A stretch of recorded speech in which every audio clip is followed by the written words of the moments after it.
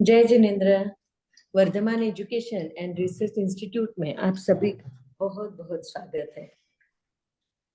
परम पूज्य प्रीति सुधा जी महाराज साहब की सुशिष्य स्वाध्याय प्रेमी पूज्य श्री संयम प्रीति जी महाराज साहब जी एवं सौ शकुंतला जी चौड़िया, इनके मुखारविंद से हम सभी जन अध्ययन कर रहे तत्वार्थ सूत्र।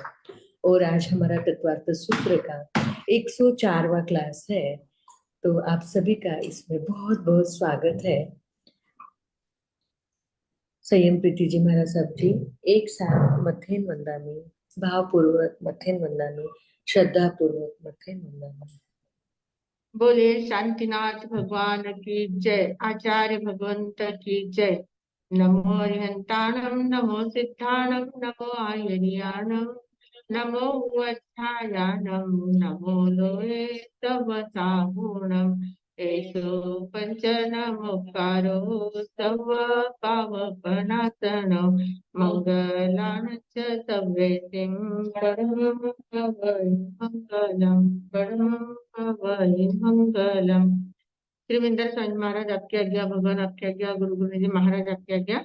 तत्वार्थ सूत्र के 90 अध्ययन का अर्थ करने की आज्ञा चाहते हैं।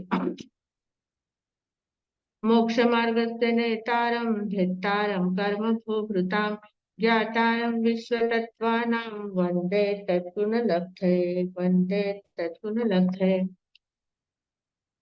परम आदरणीय, परम वंदनीय, परम पूजनीय 2400 तीर्थंकर भगवान, पंच परमेष्ठी भगवान तथा ज्ञानी ध्यानी त्यागी तपस्वी समस्त ऊर्जा महापुरुषों के चरणों में भावपूर्वक वंदन। आराध्य गुरुदेव पूज्य श्री आचार्य भगवान तपसी जी महाराज साहब, पूज्य श्री माता जी महाराज साहब के चरणों में भावपूर्वक वंदन।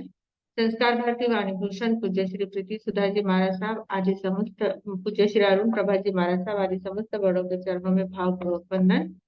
यहाँ उपस्थित धर्म प्रेमी, श्रद्धावान, जिज्ञासु भाइयों तथा सुशील बहनों, हम लोग ध्यान के प्रकार देख रहे हैं। कल ध्यान का हमने आर्त ध्यान और रौद्र ध्यान दोनों ध्यान के प्रकार देखे थे।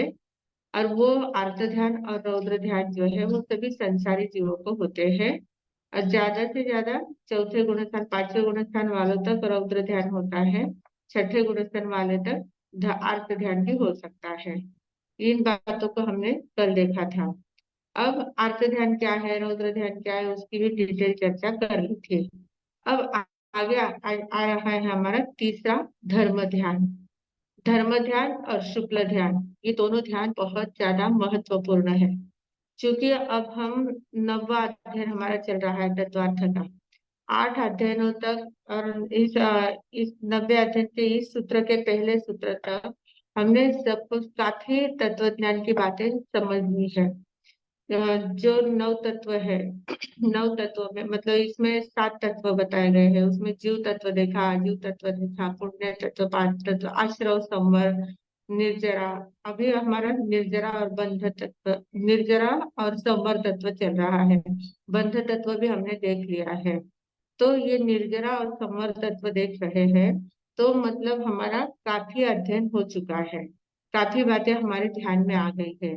अब इसके आगे के जो सूत्र है वे थोड़े से कठिन सूत्र है। थोड़ा सा उन्होंने डिटेल में और ज्यादा सूक्ष्मता से विषय लिया हुआ है, तो उसको समझने की पात्रता अब हमारे अंदर आ गई है, ऐसा मुझे लगता है। इसलिए ये जो सूत्र हम पढ़ेंगे, तो इसमें जो सूक्ष्मता है, जो उसका अर्थ है, वो अर्थ हम समझने की कोशिश करेंगे और सभी के ध्यान में व्यवस्थित रूप से आ सकता है। तो आज पहले हम देखेंगे धर्म ध्यान। धर्म ध्यान के अधिकारी कौन होते हैं, धर्म ध्यान के भेद कितने होते हैं, किसे होता है, और धर्म ध्यान क्या होता है, उसके बारे में थोड़ी सी चर्चा करेंगे। 37वां सूत्र है, 37 नंबर का सूत्र है आज हमारा। आज्ञा पाय विपाक संस्थान विचयाय धर्म प्रमत्त संयतस्य, ये सूत्र है 37वां।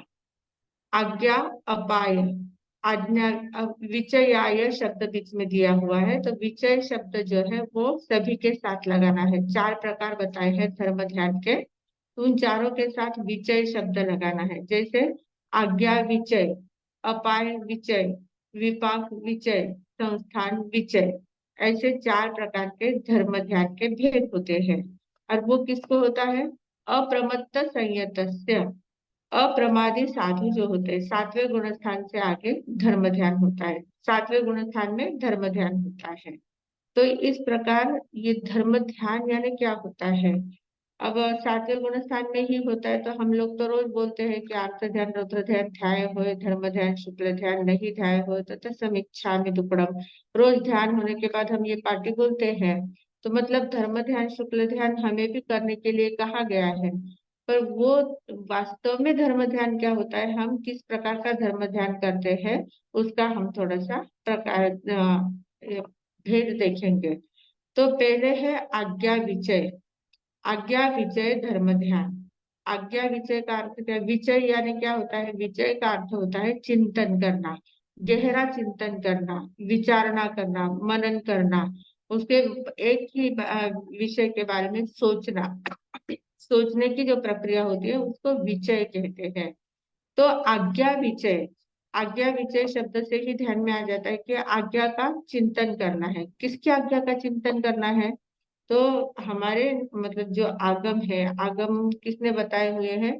तीर्थंकर परमात्मा ने बताए हुए हैं। तीर्थंकर परमात्मा ने उपदेश दिया है और गणधरों ने उनकी रचना की हुई है।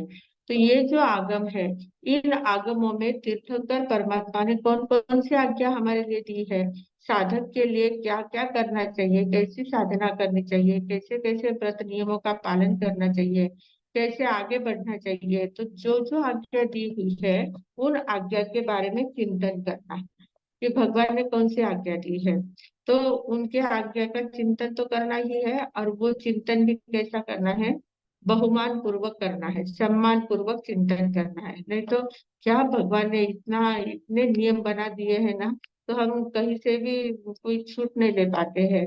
कितनी छोटी छोटी बातों में हमें सब दोष लगता है, बाकी लोग इतना करते हैं उनको कोई दोष नहीं लगता है, हमें ही दोष लगता है। इस प्रकार का मन में चिंतन नहीं करना है, इस प्रकार से भगवान की आज्ञा का उल्लंघन नहीं करना है। तो जो भी आज्ञा भगवान ने फरमाई है, जो जो भी व्रत नियम बताए हैं, उन व्रत नियमों में कुछ विशेषता होती है। उन व्रत नियमों का जब हम पालन करते हैं तो हमारे अंदर कुछ एक प्रकार की शक्ति का जागरण होता है। हमारा क्या क्या फायदा होता है, इन बातों का चिंतन करना। और जो हम पढ़ाई करते हैं, जो भी आगम पढ़ते हैं, जो अभी इतने विषयों पर हमने चर्चा की हुई है, तो कोई एकाध विषय एकाध बार दिमाग में आ जाता है और उस विषय के बारे में हम चिंतन करने लग जाते हैं, तो उसका सॉल्यूशन हमें मिलता नहीं है, हमारे मन में शंकाएं निर्माण हो जाती है। और उस समय भले सामने अगर कोई गुरु नहीं है, कोई साधु संत नहीं है, कोई जानकार व्यक्ति नहीं है जो हमारा समाधान कर सके, तो उस समय हमें भगवान की आज्ञा को स्मरण करना है कि भगवान ने ऐसा आगम में ऐसा ऐसा क्यों कहा होगा, ऐसा चिंतन जो दिया हुआ है तो इसके पीछे क्या कारण हो सकता है। ऐसा चिंतन करना उसको कहते हैं आज्ञा विजय धर्म ध्यान।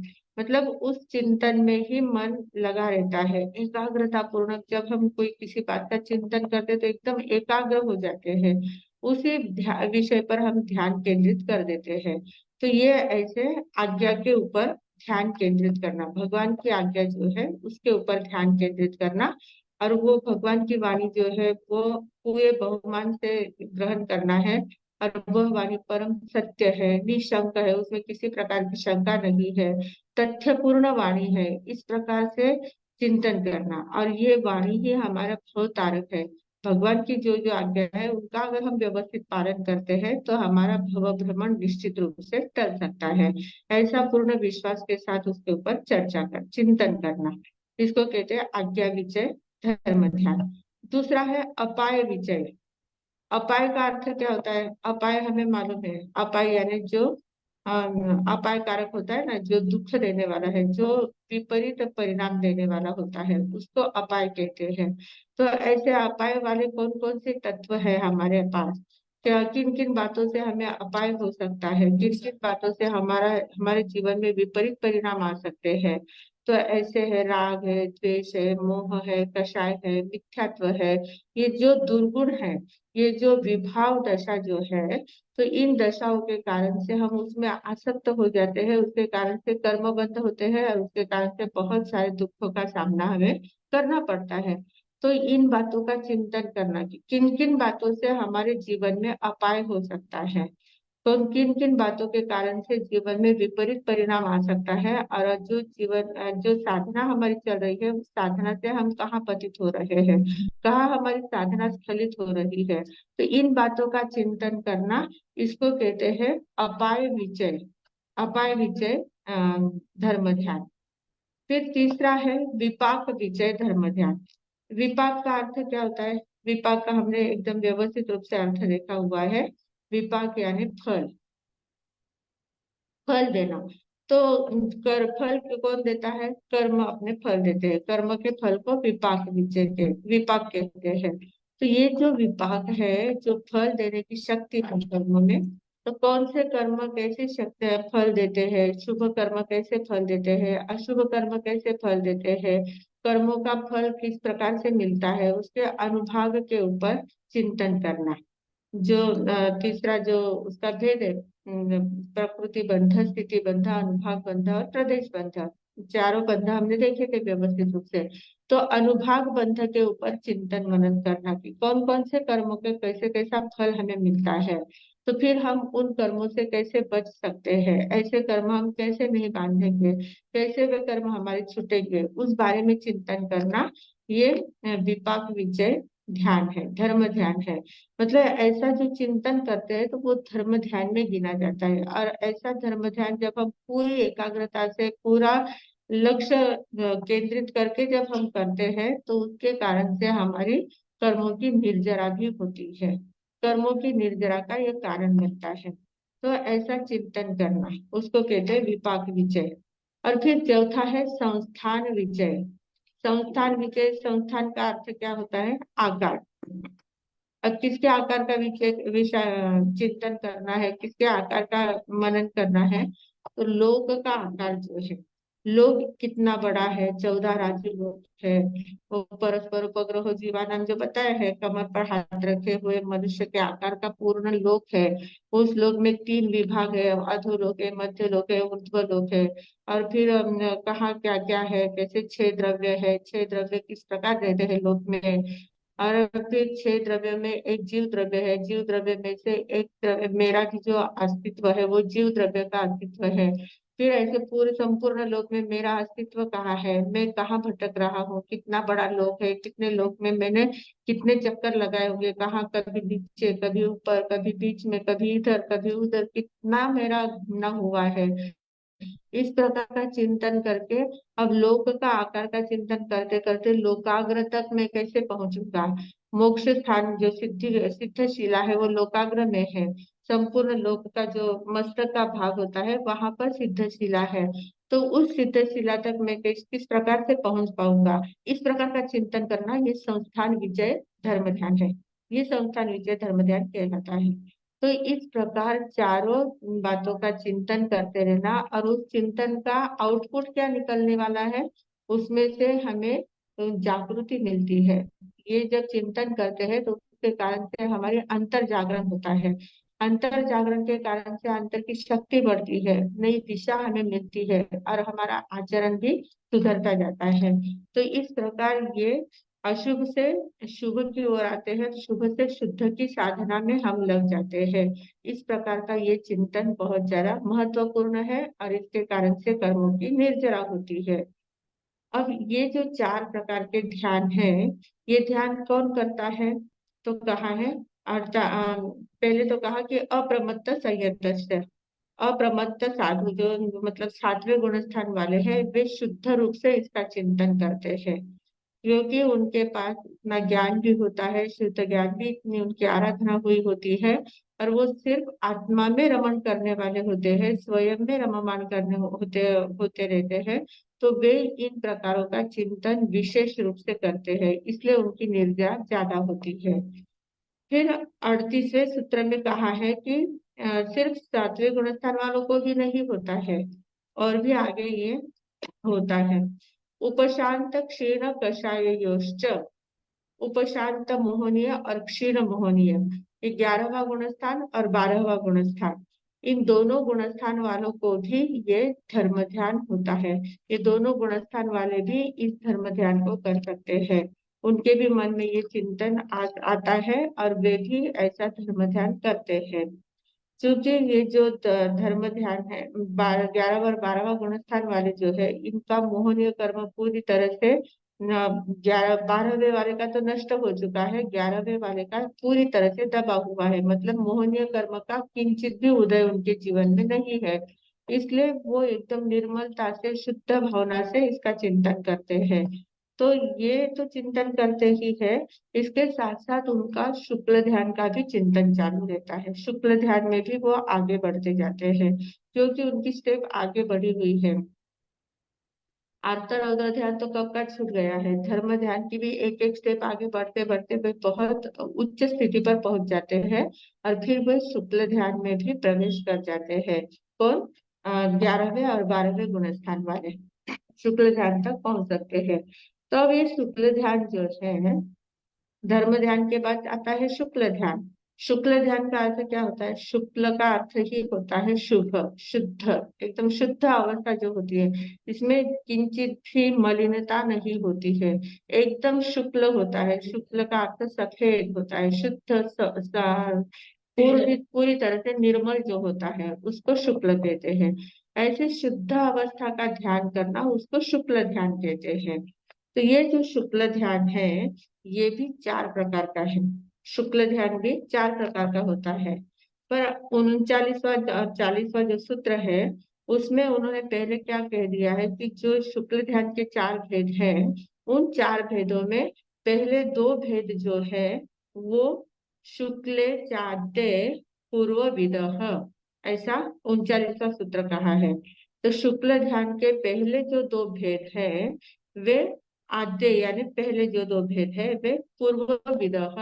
पूर्व विदह का अर्थ होता है जो पूर्वधर होते हैं, 14 पूर्वधारी जिसको हम कहते हैं, 14 पूर्वों का जिनका अभ्यास हुआ है, जो 14 पूर्वों का ज्ञान प्राप्त कर चुके हैं, ऐसे जो 14 पूर्वधारी होते हैं, उनको ये शुक्ल ध्यान होता है। पहला और दूसरा शुक्ल ध्यान कौन कौन सा है वो हम आगे उसका अर्थ आने वाला है, पहले सिर्फ भेद कैसे है वो बता रहे हैं। तो उसके 4 भेद है, 4 में से पहले जो 2 भेद है वे पूर्वधरी को होते हैं, और ये जो 11वें और 12वें गुण स्थान वाले हैं उनको भी शुक्ल ध्यान, पहले और दूसरा शुक्ल ध्यान उनको भी होता है। और परे केवली न, हाँ, परे यानी आगे के जो 2 भेद है, तीसरा और चौथा केवल शुक्ल ध्यान का भेद है, वो केवली न, हाँ, केवली भगवान को ही होता है। उसमें भी तीसरा भेद जो है वो सहयोगी केवली मतलब 13वें गुणस्थान वाले को होता है, और चौथा भेद है वो 14वें गुणस्थान वाले को होता है। तो अब वे कैसे कैसे भेद है, कौन कौन से भेद है, उसमें कितनी सूक्ष्मता है, कैसे उनकी स्थिति होती है, कैसे उनकी अवस्था होती है, किस प्रकार का चिंतन उनका होता है, वो हम आगे देखेंगे। अब ये जो शुक्ल ध्यान है ना, शुक्ल ध्यान विशिष्ट सत्व वालों को और विशिष्ट श्रुत ज्ञान वालों को ही शुक्ल ध्यान होता है। इसमें श्रुत ज्ञान की प्रमुखता बताई गई है। शुक्ल ध्यान में श्रुत ज्ञान की प्रमुखता बताई गई है। श्रुत ज्ञान में 14 पूर्व का ज्ञान आता है। श्रुत ज्ञान का अर्थ क्या होता है? जो मतलब जो ज्ञान हम ग्रहण करते हैं उस ज्ञान की जो अभिव्यक्ति दी जाती है, अभिव्यक्ति का जो ज्ञान होता है वो श्रुत ज्ञान होता है। तो आगम जो हम पढ़ते हैं उन आगमों के बारे में हम चर्चा करते हैं, दूसरों को समझाते हैं, उसके बारे में चिंतन मनन करते हैं, उसकी अभिव्यक्ति देते हैं अलग अलग, तो उसको श्रुत ज्ञान कहा जाता है। तो जो 12 आगम हमारे कहे गए, अंग सूत्र 12 कहे गए हैं, तो उन 12 अंगों में 12वां जो अंग है दृष्टिवाद अंग, उसमें 14 पूर्व का ज्ञान होता है। अभी उसको लुप्त हो चुका है, अभी वो है नहीं, पर उसमें 14 पूर्व का ज्ञान होता है। ये हमने नंदी सूत्र में पूरा डिटेल देखा हुआ था। तो 11 अंग सूत्र जो होते हैं, उन अंग सूत्रों का अभ्यास करना, 12वें अंग का भी अभ्यास करना, उसमें श्रुत ज्ञान पूर्व 14 पूर्वों का विशेष ज्ञान प्राप्त करना, ये जिसको होता है उसी को शुक्ल ध्यान हो सकता है। मतलब शुक्ल ध्यान के लिए इतनी उच्च अवस्था हमारी आंतरिक होनी चाहिए, आंतरिक ज्ञान हमारा इतना क्षम होना चाहिए, फटाफट हमें बातें ध्यान में आनी चाहिए, और वो जैसे जैसे ज्ञान खुलता जाता है वैसे वैसे हमारा ध्यान भी बढ़ता जाता है। ज्ञान खुलना, उसके बाद ध्यान होना, ये शुक्ल ध्यान के लिए आवश्यक है। ज्ञान की आवश्यकता होती है। बाकी के तीनों ध्यान के लिए इतनी ज्ञान की आवश्यकता, पहले दूसरे को तो ज्ञान की आवश्यकता ही नहीं, ज्ञान नहीं होता तभी वे पहले दूसरे ज्ञान होते हैं। पर जैसे ज्ञान बढ़ता जाता है वैसे तीसरा ज्ञान भी, थोड़ा बहुत जिसको ज्ञान होता है वो तीसरा ध्यान कर सकता है। पर चौथे ध्यान के लिए तो पूर्णतः उनकी शर्त है कि जिसको श्रुत ज्ञान, विशिष्ट प्रकार का श्रुत ज्ञान जिसका खुला हुआ है, उसी को शुक्ल ध्यान होता है। तो क्यों ऐसा है, विशिष्ट प्रकार का श्रुत ज्ञान खुलने के बाद ही क्यों होता है?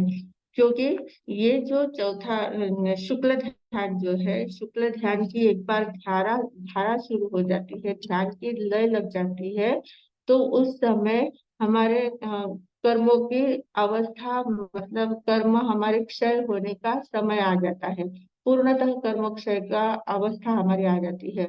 तो उस समय जो हमारे पहले बंधे हुए कर्म होते हैं वो बहुत ज्यादा उदय में भी आ सकते हैं, अलग अलग प्रकार के उपसर्गों के रूप में, परिशह के रूप में, किसी भी प्रसंग के रूप में वे उपसर्ग हमारे सामने उपस्थित हो सकते हैं।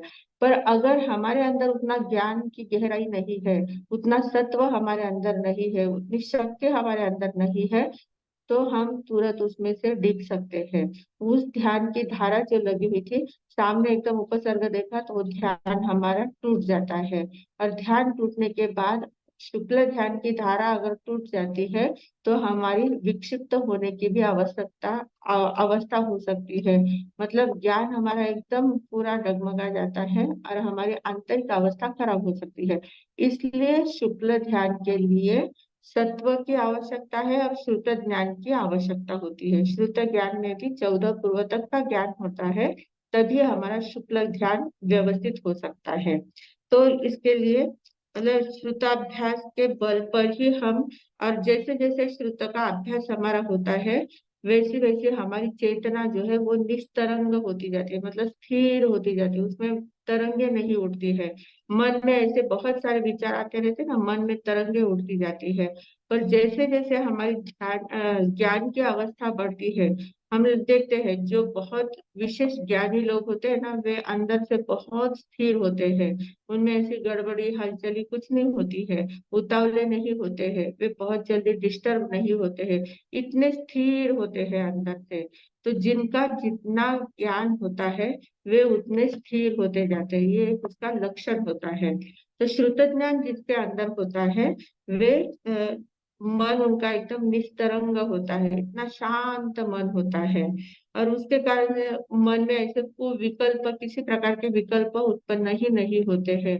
मन बराबर उसी में लगा रहता है, इतना शांत हो जाता है, उसी में ध्यान में लगा रहता है।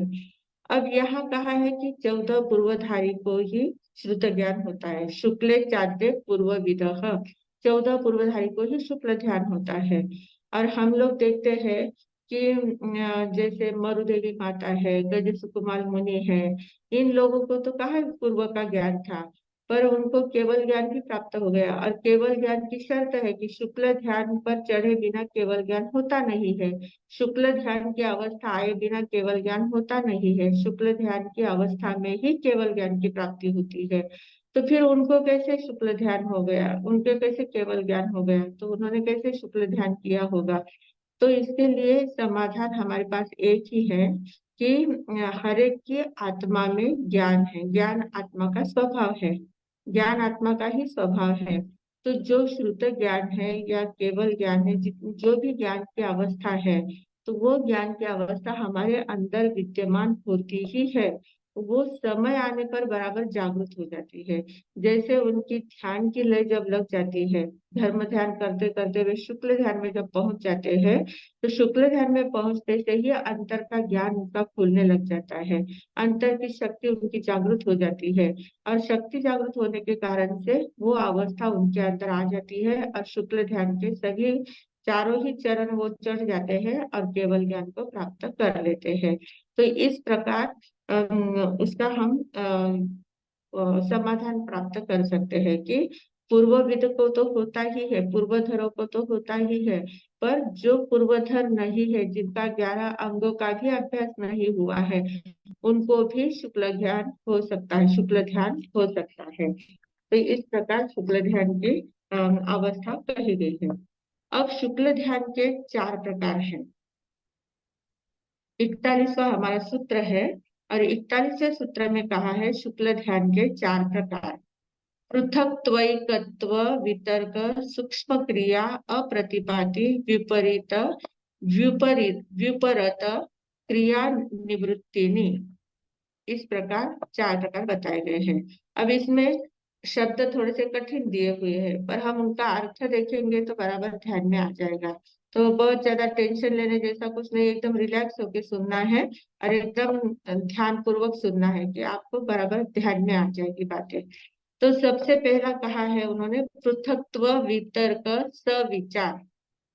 पहला भेद है, शुक्ल ध्यान का पहला भेद है पृथक्त्व वितर्क सविचार।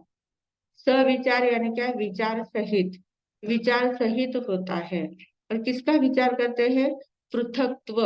पृथक्त्व यानी अलग अलग, पृथक हम बोलते हैं ना, पृथक मालूम है हमें, तो पृथक में अलग अलग बातें होती है, मतलब बहुत सारे विषय होते हैं, उन विषयों को अलग अलग रूप से देखना है।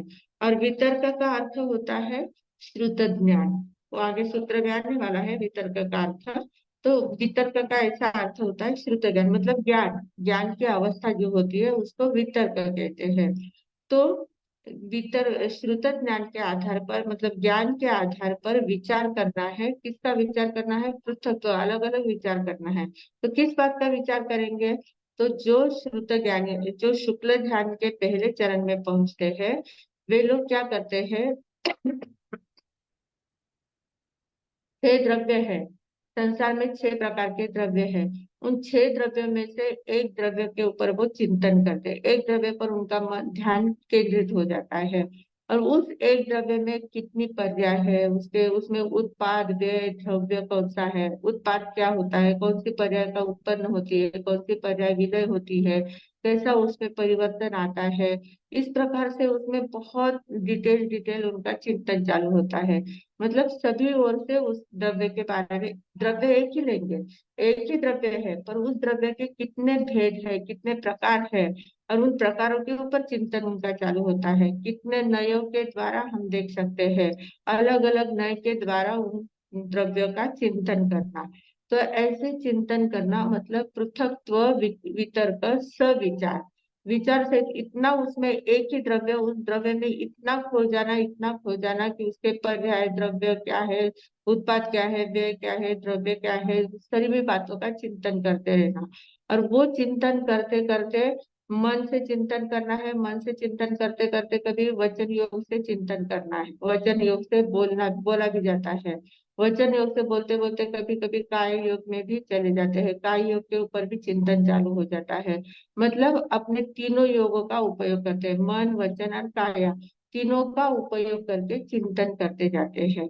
तो ये जो चिंतन है, ये उनकी चित्त वृत्ति जो होती है, मानसिक जो चित्त वृत्ति जो है, चिंतन करने की जो शक्ति है, वो चित्त वृत्ति कभी मनोयोग से चिंतन करती है, कभी वचन योग से करती है, कभी काया योग में परिवर्तित होती जाती है। तो इस प्रकार मूर्त है, अमूर्त है, छोटा है, बड़ा है, एक ही प्रकार के द्रव्य का चिंतन करना, विविध रूप से चिंतन करना, उसको कहते हैं पृथक्त्व वितर्क सविचार। ये शुक्ल ध्यान का पहला भेद हुआ है। तो ये कौन करता है, उपशांत मोहनीय और क्षीण मोहनीय गुणस्थान वाले, मतलब 11वें गुणस्थान वाले, 12वें गुणस्थान वाले इनका चिंतन करते हैं। फिर आगे है दूसरा भेद है उसका, एकत्व वितर्क अविचार। वो वहां था सविचार, यहाँ है अविचार, वहां था पृथक्त्व, यहाँ है एकत्व। तो पृथक्त्व में अलग अलग उसका भेद करके अलग अलग चिंतन करना, ये पृथक्त्व वितर्क हो गया। और उसमें अब दूसरे में क्या है, एकत्व वितर्क अविचार। इसमें क्या होता है, इसमें जो उनकी चित्त वृत्ति होती है, वो चित्त वृत्ति एक ही द्रव्य के एक ही विषय में केंद्रित हो जाती है। द्रव्य में तो द्रव्य में ही केंद्रित होगी, पर्याय नहीं देखेगी। पर्याय में केंद्रित हुई तो द्रव्य नहीं देखेगी। एक ही बात में वो केंद्रित हो जाता है मन, और उसी में उनका चिंतन शुरू हो जाता है, उसी में उसी बात का चिंतन चलता रहता है। मतलब चित्त वृत्ति जो होती है वो सिर्फ उस एक विषय पर केंद्रित हो जाती है। उसमें बहुत ज्यादा आगे पीछे उसके बारे में चिंतन सोचते नहीं, अविचार अवस्था आ जाती है, विचार नहीं करते हैं। विचार नहीं है, मन से विचार नहीं है, वचन से कुछ नहीं बोलते हैं, शरीर से भी कुछ क्रिया नहीं करते हैं, पर एक स्थान पर केंद्रित हो जाता है मन। पूरी तरह से एक विषय पर मन को केंद्रित कर देना, उसको कहते हैं एकत्व वितर्क अविचार शुक्ल ध्यान। तो ये मतलब चित्त वृत्ति एकदम इसमें स्थिर हो जाती है। पहले इसमें क्या थी, चित्तवृत्ति चंचल थी, कभी मनोयोग में, कभी वचन योग में, कभी काया योग में, कभी द्रव्य में, कभी पर्याय में, कभी मूर्त में, कभी अमूर्त में, कभी उत्पाद में, कभी व्यय में, कभी द्रव्य में, ऐसे अलग अलग चलती थी पर्याय। वो चित्तवृत्ति अलग अलग प्रकार से विचार करती थी। पर दूसरे भेद में क्या हो जाता है, वो स्थिर हो जाती है, एक ही विषय में स्थिर हो जाती है। तो उसको कहते हैं, मतलब उसमें भेद किसी भी प्रकार का नहीं करते हैं, अभेद, उसमें प्रधानता अभेद की होती है। तो अभेद प्रधानता से एक विषय पर चित्त वृत्ति का स्थिर होना, उसको कहते हैं एकत्व वितर्क अविचार पद्धति ध्यान, शुक्ल ध्यान। फिर अब तीसरा भेद जो होता है, तीसरा भेद है सूक्ष्म क्रिया अप्रतिपाती। अब ये जो पहले दो विषय जो है, दो ध्यान जो है, वो ऐसे तो आठवें गुणस्थान से शुरू हो जाते हैं, आठवें गुणस्थान से ये दोनों ध्यान शुरू होते हैं, 12वें गुणस्थान तक चलते रहते हैं।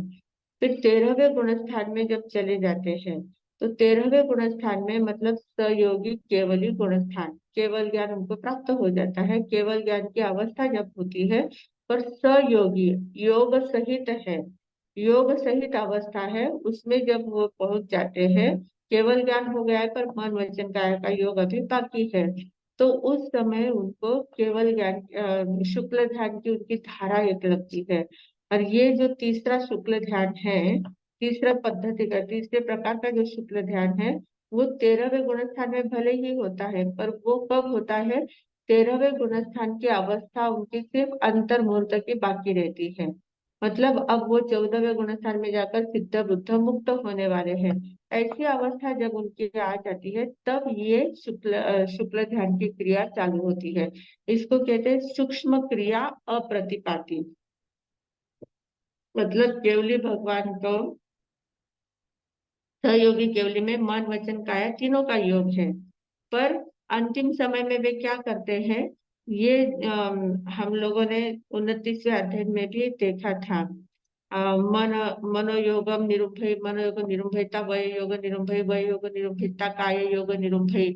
मतलब एक एक योगों का निरुद्धय मतलब निरोध करते जाते हैं, मतलब उन योग को दबाते जाते हैं या नष्ट करते जाते हैं, उस योग की क्रिया को बंद करते जाते हैं।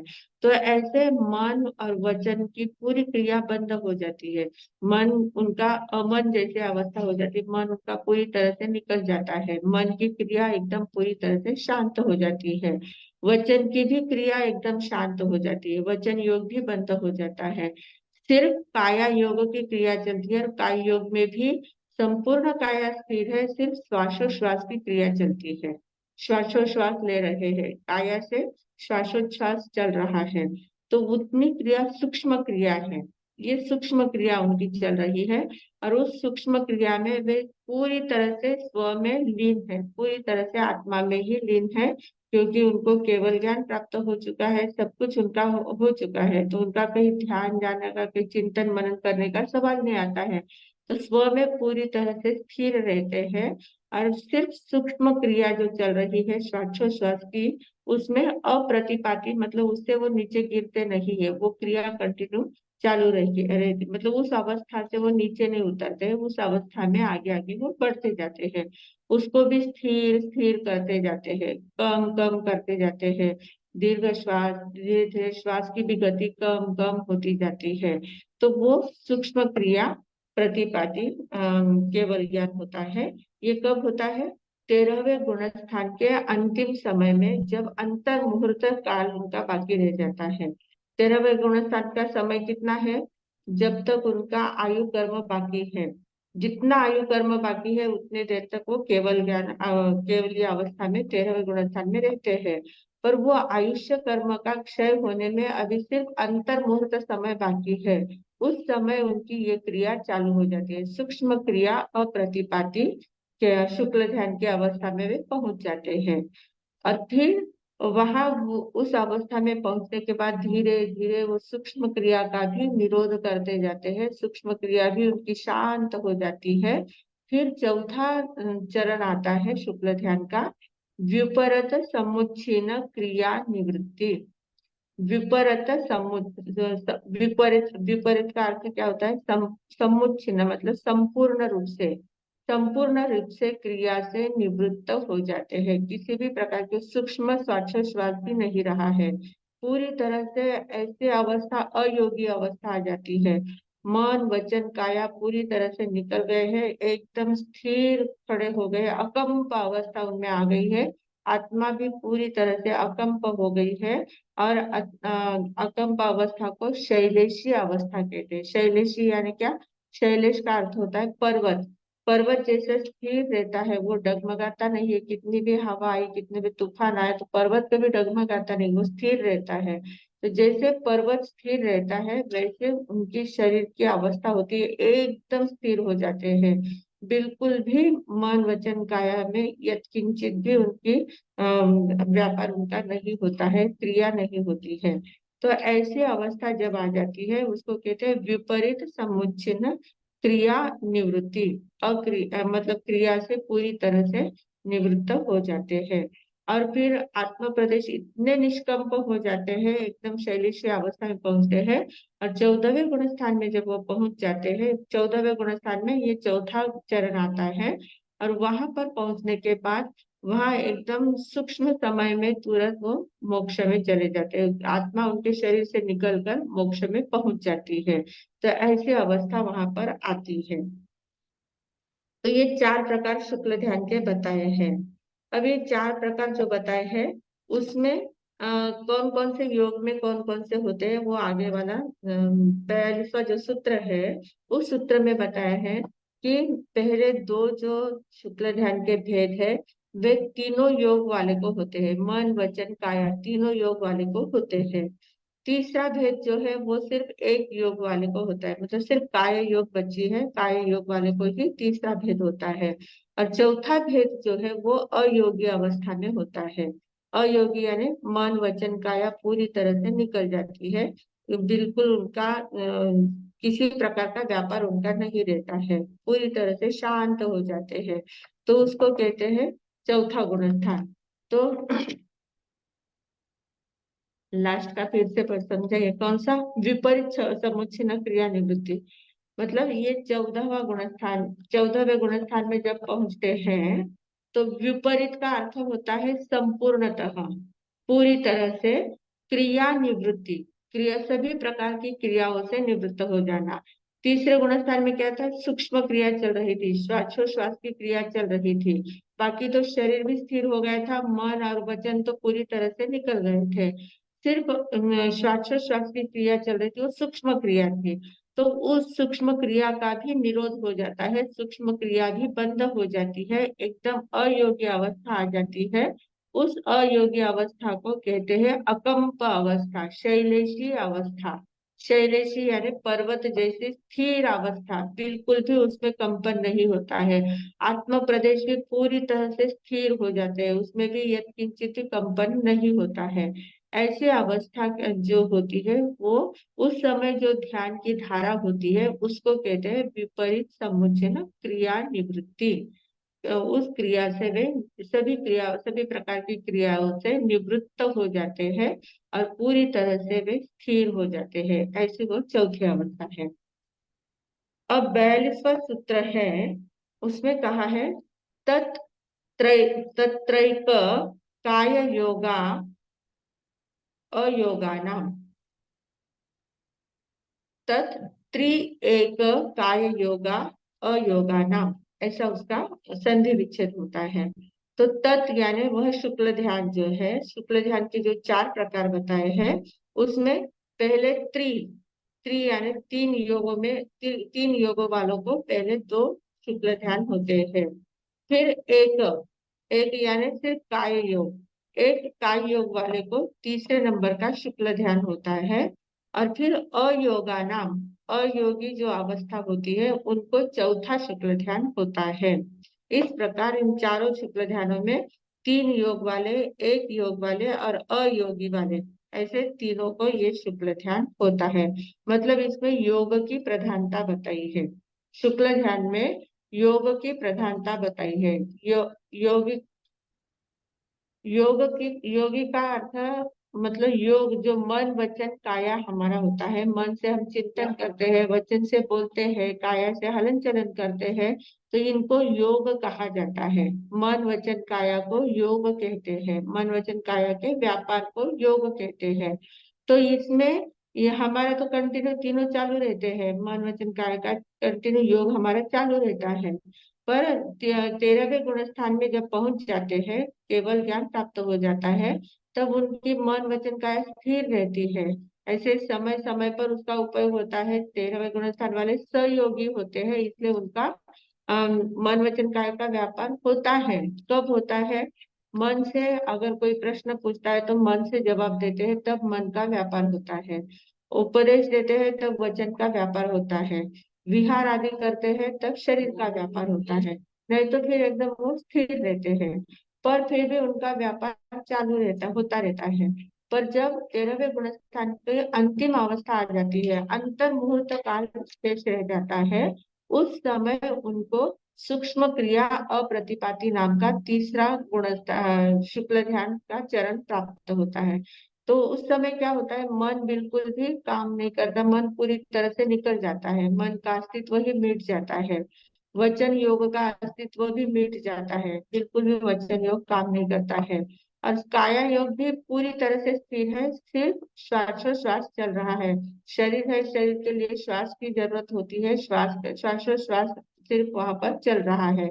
इतनी सूक्ष्म क्रिया है, इसलिए तीसरे अवस्था पे पहुंच जाते हैं। और एक योग की अवस्था, सिर्फ काय योग वहां काम कर रहा है, इसलिए एक योगी कहा है। और 14वें गुण स्थान में जब पहुंचते हैं, चौथे चरण में जब पहुंचते हैं, तब अयोगी अवस्था होती है, एक भी योग काम नहीं करता है। इस प्रकार ये योग के ऊपर शुक्ल ध्यान की क्रिया बताई गई है। शुक्ल ध्यान का ध्यान कैसे होता है ये बताया गया है। अब 43वां जो सूत्र है उसमें क्या कहा है? एकाश्रय सवितर के पूर्वे, मतलब एक का आश्रय लेकर सवितर का पूर्वे, पहले जो 2 शुक्ल ध्यान है, वे दोनों शुक्ल ध्यान क्या करते हैं? एक द्रव्य का आलंबन लेते हैं, कोई भी एक द्रव्य के चिंतन उनके मन में चालू हो जाता है, और उसके ऊपर वे सवितर्क मतलब चिंतन मनन करते जाते हैं, विविध प्रकार से उसके ऊपर चिंतन मनन करते हैं।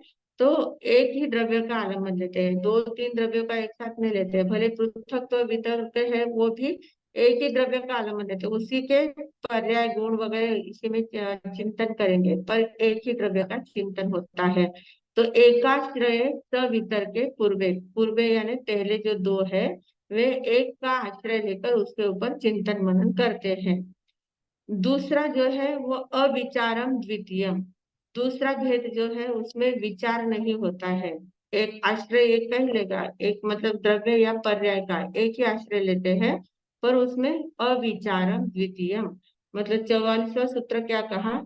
किसी भी प्रकार का विचार नहीं होता। पहले भेद में विचार करते हैं, दूसरा भेद अविचार हो जाता है, बिल्कुल भी किसी प्रकार का विचार उसमें नहीं होता है।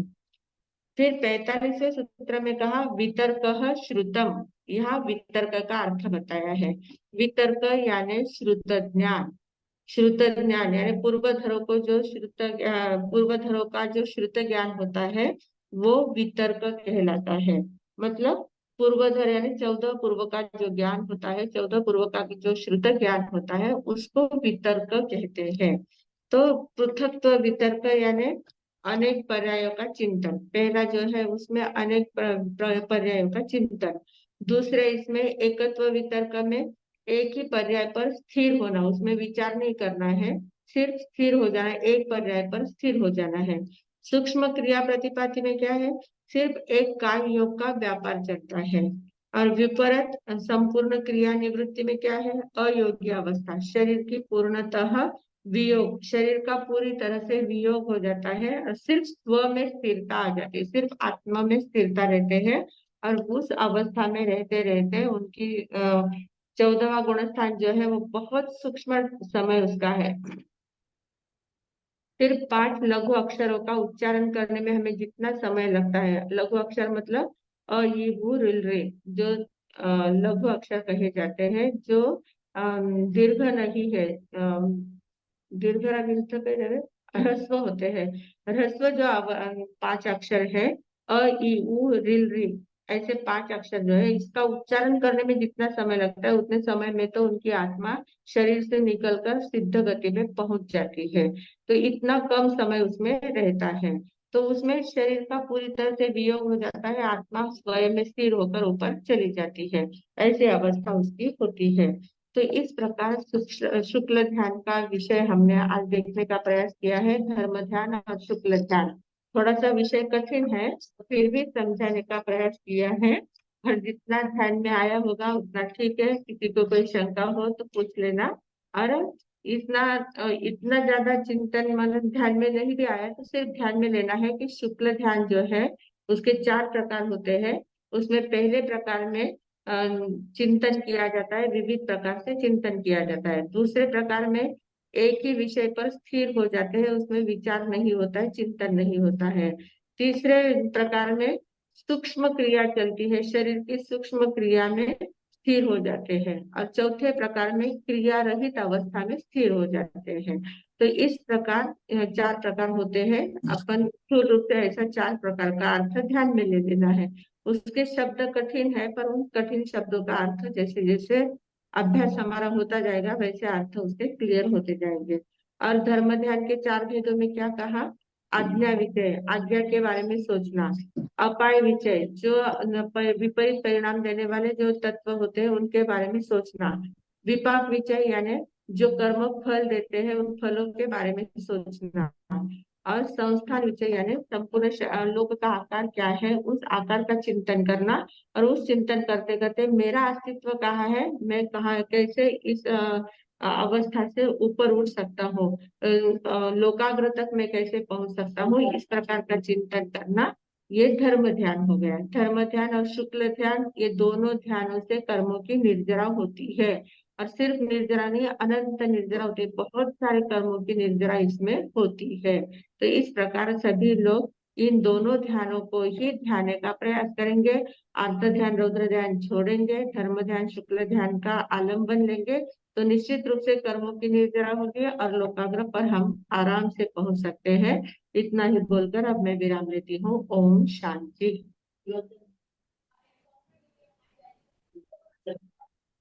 युगल का मतलब होता है, युगल यानी दो, जुड़वा, जो जुड़वा होते हैं, दो एक साथ जन्म लेते हैं, एक लड़का और एक लड़की, दोनों का एक साथ जन्म जहाँ होता है उसको युगलिक कहते हैं। युगल का अर्थ जुड़वा होता है।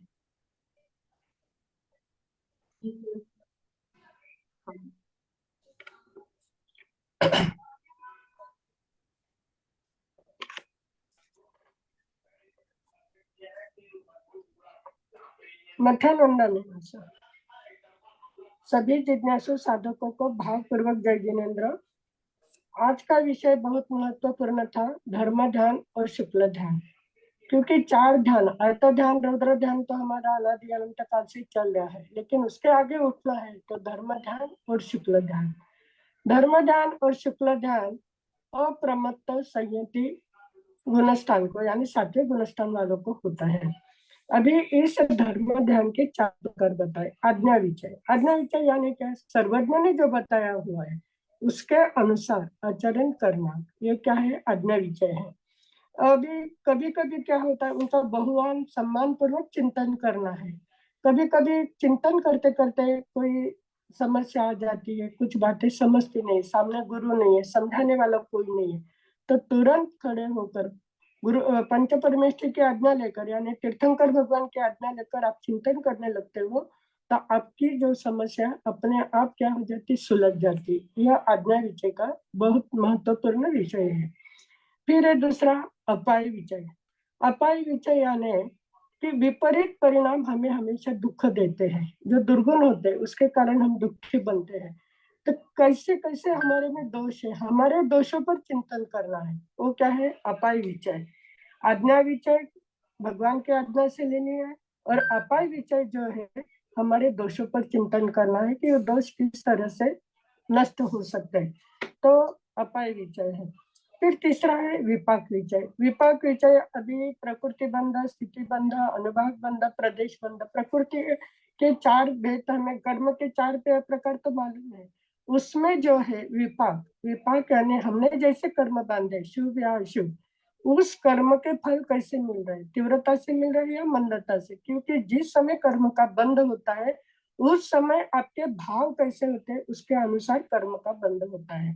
तो ये विपाक विचय यानी शुभ कर्म अशुभ कर्म का उदय आया है, तो उस समय विचार करना कि कैसे कैसे कर्म का मैंने बंध किया था, उस पर चिंतन करके समभाव से उस कर्म को अगर सहते हैं तो कर्म हमारे क्या हो जाते हैं, क्षय होने लगते हैं, अशुभ कर्म दूर होने लगते हैं।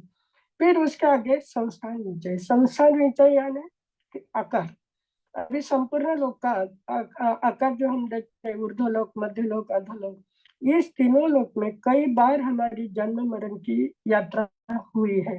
कहाँ कहाँ पर हम गए हैं, कैसे कैसे हमने कर्म बांधे और किस तरह से हम घूम रहे थे, अभी मेरा अस्तित्व क्या है, क्योंकि अभी चिंतन करने का समय मनुष्य जन्म में मिलता है।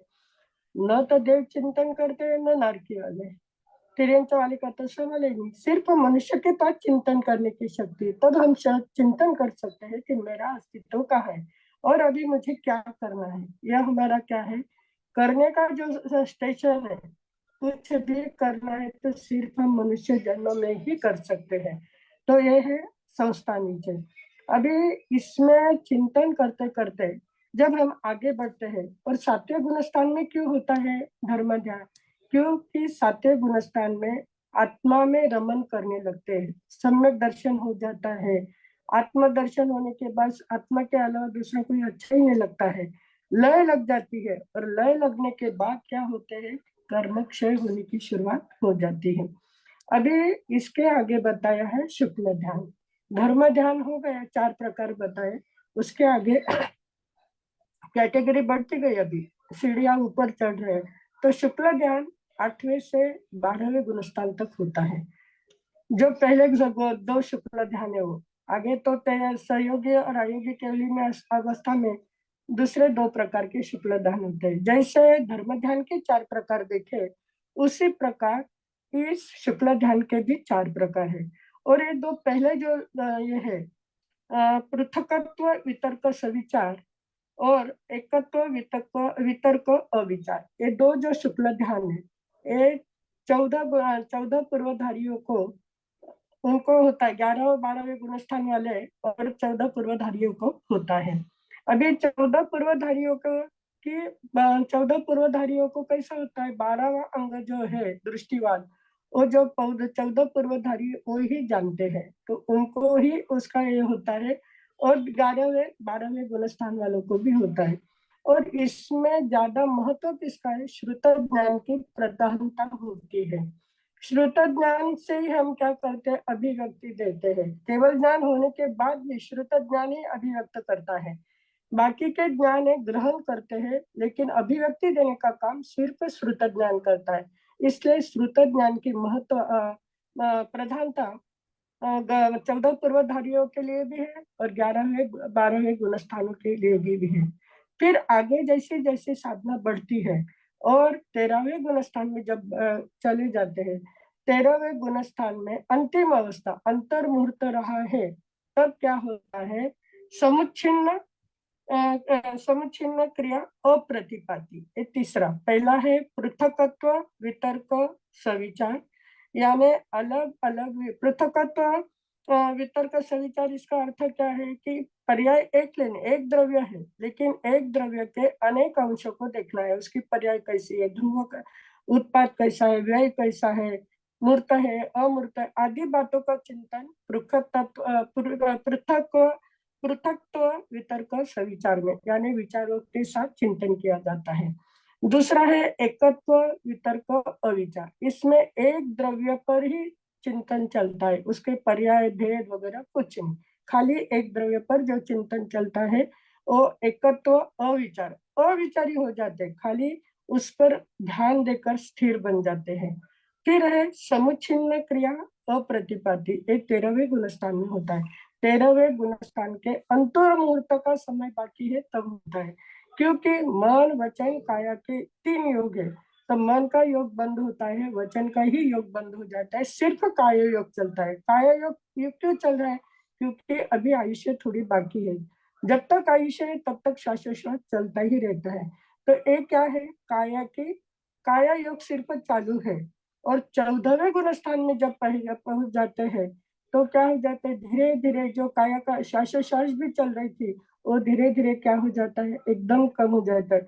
अभी संपूर्ण क्रिया से निवृत्त किसमें होते हैं, 13वें गुण स्थान में संपूर्ण क्रिया से निवृत्त हो जाते हैं, अकंप अवस्था आ जाती है। लेकिन शैलेश अवस्था कौन से, 14वें गुण स्थान में आती है, और उस समय 5 लघु अक्षर का उच्चारण करते ही सारी क्रिया क्या हो जाती है, बंद हो जाती है। काय की क्रिया तो बंद हो गई, अयोगी यानी मन वचन काय के योग पूर्णतः बंद हो गए। फिर अयोगी केवल अवस्था आते ही 5 लघु शब्द का उच्चारण करते ही जितना समय लगता है, 5 लघु अक्षर का उच्चारण करने में जितना समय लगता है, उसके उतने समय में सारे कर्मों का क्षय होकर जीव मोक्ष में पहुंच जाता है।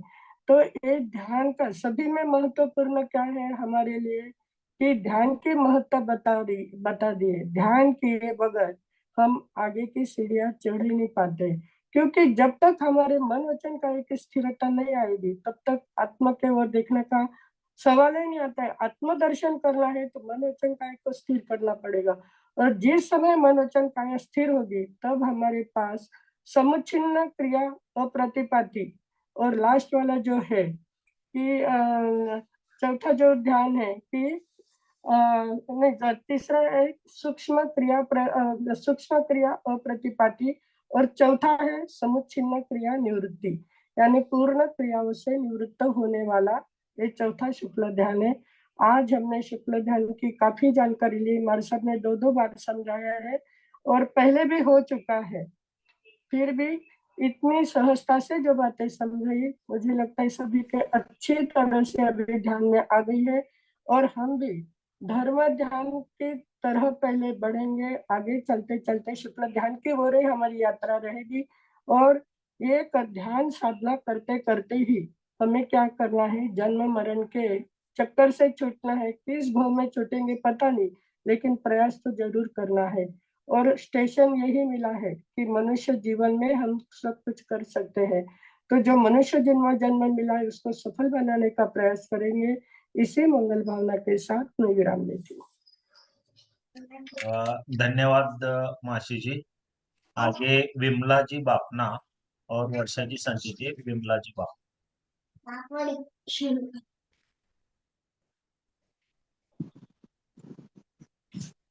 बताइए मनता भी मरसा।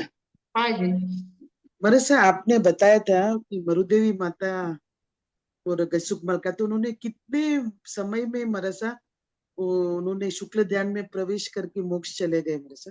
का समय ऐसा अंतर मुहूर्त का ही है, तीसरा अच्छा। चौथा जो है वो अंतर मुहूर्त में ही होता है। हाँ हाँ। पहले दूसरे में जो समय ज्यादा फिर भी वो अंतर मुहूर्त तक ही रह सकता है शुक्ल ज्ञान। अच्छा। तो उनको तो अंतर मुहूर्त का अनुकूल हो गया था केवल हाँ ज्ञान। हाँ। अच्छा। विचार पर वजह कुमार मुनि को तो जैसे ही सर पर पाल बंधी हुई थी, वे हाँ, वेदना की ध्यान की लय लगी, वे शुक्ल ध्यान में पहुंच गए और पहुंच पूरे गए। मोक्ष हो अच्छा। तो मरसा अभी आपने बताया था कि 7वें गुणस्थान से ही हम धर्म ध्यान में प्रवेश कर सकते हैं। लेकिन अगर अभी हम सामने उसके आगे स्वयं बताया मैंने, उसके आगे भी बताया कि जो शुद्ध अवस्था है, जो अभी हाँ हमने धर्म ध्यान के भेद देखे हैं, उनके हाँ शुद्ध अवस्था में उतनी स्थिरता में हम सातवें गुण स्थान में पहुंचने के बाद जाते हैं। पर उसके अच्छा पहले हम थोड़े थोड़ा प्रमाण में कर सकते हैं ना, ऐसा हाँ हाँ नहीं कि बिल्कुल भी नहीं करते हैं। अभी जैसा हम सुनते हैं, पढ़ते हैं, तो हम्म, उसका हमारे मन में होता ही है। वो हाँ धर्म का ही प्रकार है, वो उसी धर्म का प्रकार। है। अच्छा और उस धर्म ध्यान में हमारा इतना ज्यादा बल नहीं होता है, जो अच्छा से एकाग्रता पूर्वक जो होना चाहिए, जो पूरी हम्म, तरह से कर्म निर्जरा का कारण जो होना चाहिए। हम क्या करते हैं, चिंतन करते करते दूसरा विषय मन में आ जाता है और तुरंत हम उधर मुड़ जाते हैं।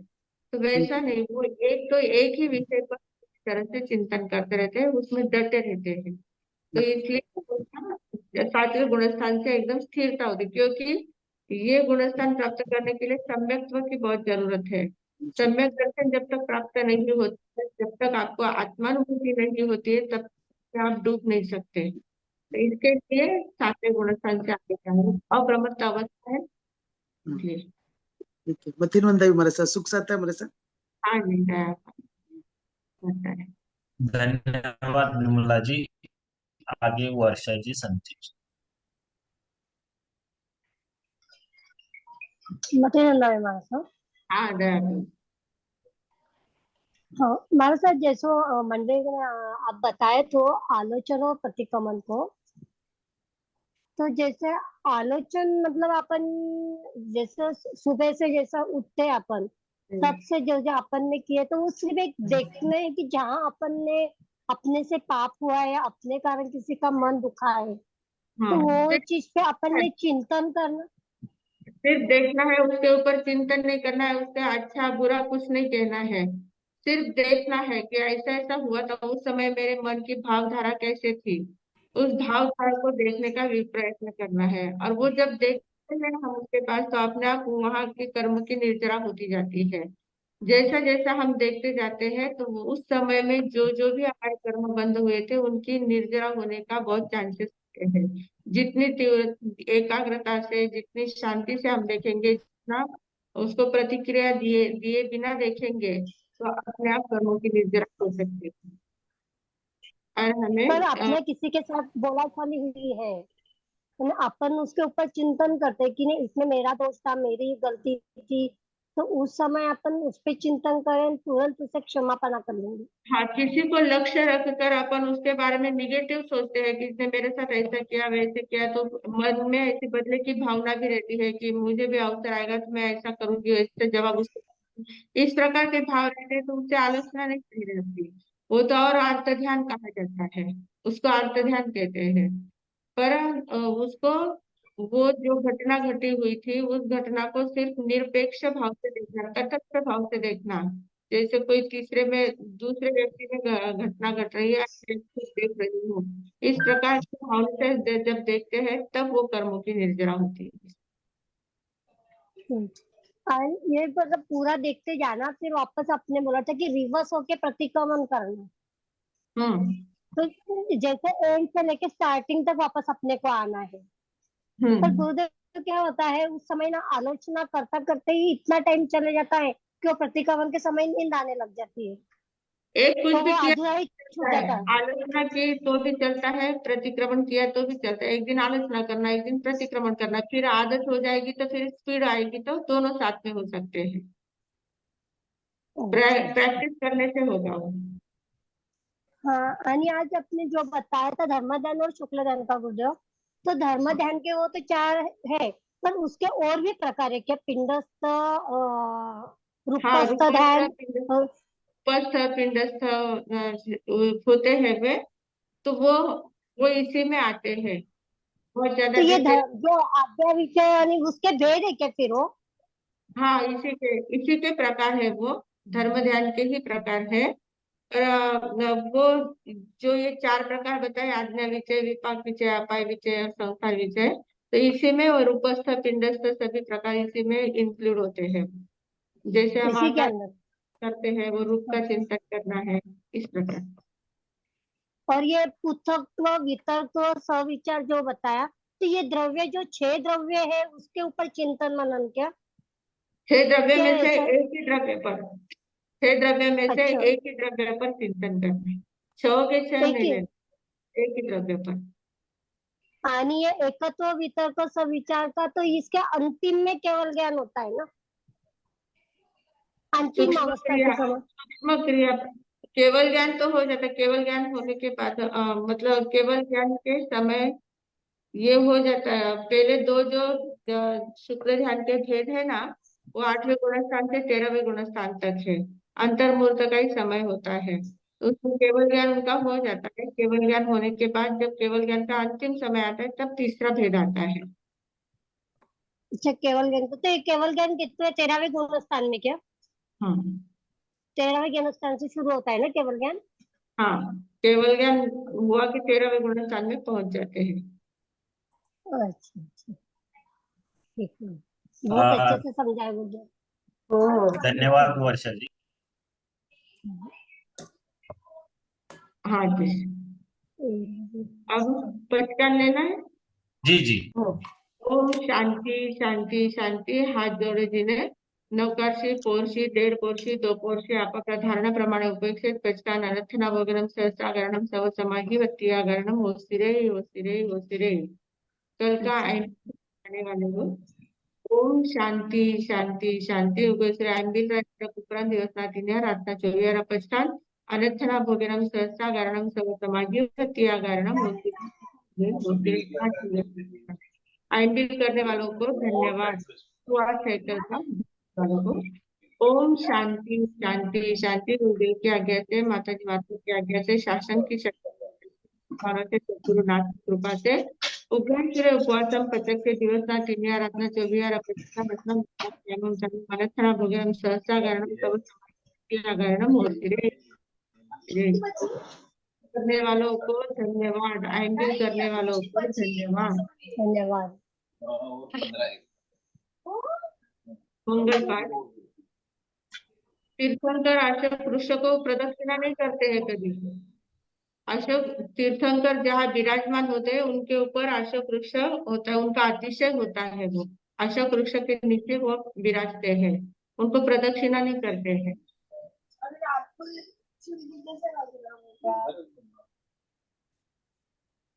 बस अब ये तो बाकी का गुरुदेव की आज्ञा से चत्तारी मंगलम अरिहंता मंगलम सिद्धा मंगलम साहु मंगलम केवली पंडितो धम्मो मंगलम चत्तारी लघुत्तमा अरिहंता लघुत्तमा सिद्धा लघुत्तमा साहु लघुत्तमा केवली पंडितो धम्मो लघुत्तमो चत्तारी शरणम पवज्जामि अरिहंते शरणम पवज्जामि सिद्धे शरणम पवज्जामि साहु शरणम पवज्जामि केवली पंडितम धम्मम शरणम पवज्जामि।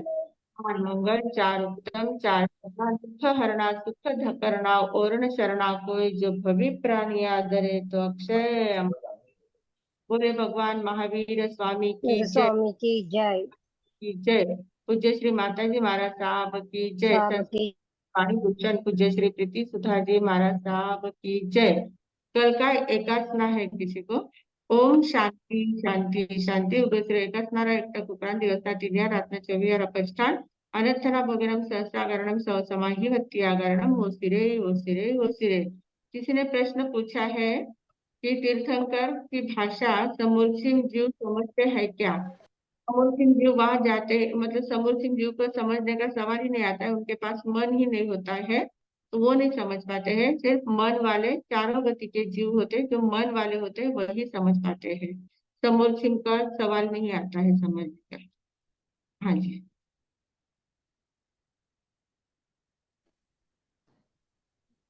हो गया। परम पूज्य संयम प्रीति जी महाराज साहब जी को बहुत बहुत धन्यवाद। आभार आभार आभार। महेश सर, आप बोलना चाहते थे? नहीं आप कंटिन्यू। चलिए, Vardhman education and research institute में की तरफ से आप सभी को बहुत बहुत धन्यवाद, आभार। हमने जो नया कोर्स चालू किया है प्राकृत का, वो 4 तारीख से चालू होने वाला है। आप में से किसी को भी एनरोल करना है तो हमने हमारे व्हाट्सएप ग्रुप पे उसका पोस्ट किया हुआ है। जिनको भी कोर्स करना है जरूर जरूर एनरोल कीजिए। बहुत बहुत धन्यवाद। अब हम मिलेंगे बराबर सोमवार रात 8:30 बजे। सभी को शुभ रात्रि। हाँ जी।